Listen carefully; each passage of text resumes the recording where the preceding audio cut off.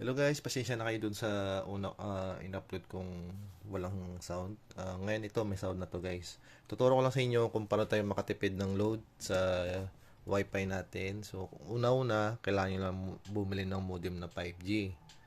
5G guys, kailangan nyo 5G na router or modem.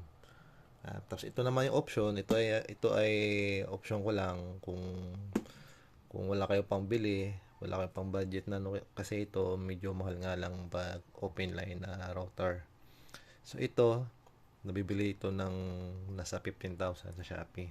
Ito guys, mabibili mo lang ng 1.5. So may free na load, may free na SIM card. Ito wala. So ito, gamit kong load ngayon, SIM card ay yung Talk and Text na regular SIM. Ang load ko nito is 599 lang. Suncom po ito. Suncom 06 EX3000. Ito yung Suncom ko. So, ito naman yung PLDT 5G. So, ito, pwede sa 599, pwede sa 1299, pwede sa 745 NSD. Yan. Pero ito, ang load ko nito is 599 lang gamit ng token dex. So, mamaya tuturo ko sa inyo kung saan niloload ang 599. So, dapat kailangan is 5G po yung signal natin para makaload tayo ng 599. Magamit natin yung 599 na load kasi kung hindi 5G ang signal sa area nyo, huwag na kayong mag-load ng 599. So, ang kailangan kung wala kayong 5G na signal, 4G lang po. So, dito na kayo sa 4G. Ito, pwede sa 4G, pwede po ito sa 5G. Yan nga lang, mahal ang load, 1299. Pero, malakas naman po ito. 5G rin. So, yan lang guys, tuturo, i-speed test ko lang yung ano ko, yung Suncom ko, kung gano'ng kalakas. Nasa looban po ako ng kwarto. Ayan guys, oh. Yan, looban po yan.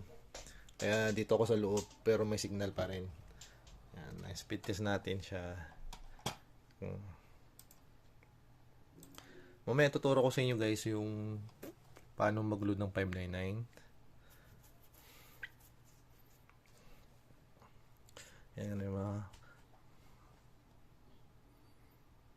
malakas din, di ba? Kahit sa looban na. Pero nakasasakop pa rin siya ng 5G. Suncom 06 guys, kung gusto niyo bumili ng router na 5G modem, nasa Shopee po. Meron din ng mga available na ibang brand.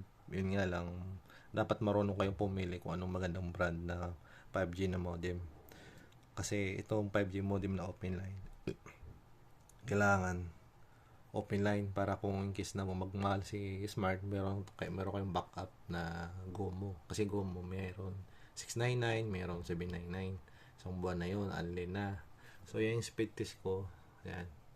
200. Yan. Halooban na yan ha. Malakas na to kasi nasa kwarto na ako. Yan lang guys, advice ko. So, ito, kung gusto nyo ng murang wifi pero malang load. Yan. Yan lang naman sa dalawa na yun eh. Pipili kayo dyan. Dito, mahal nga ito pero murang load. Ito naman, sobrang mura nito pero mahal naman ang load. Halos doble. So, mamaya, tuturo ko sa inyo kung saan niloload ang 5G. Only 5G 599 na load. Yan lang guys. Thank you.